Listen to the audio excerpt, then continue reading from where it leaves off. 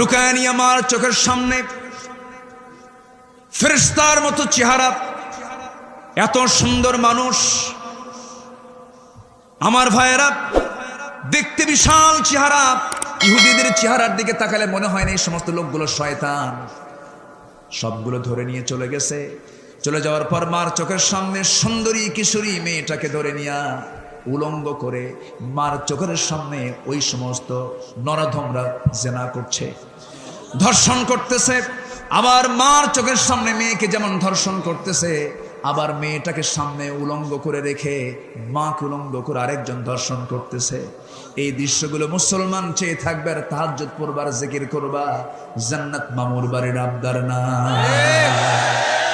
কাশ্মীরে মার খায়, চীনে মার খায়, চীনে মারে বৌদ্ধরা, কাশ্মীরে মারে হিন্দুরা, ফিলিস্তিনে মারে ইহুদিরা।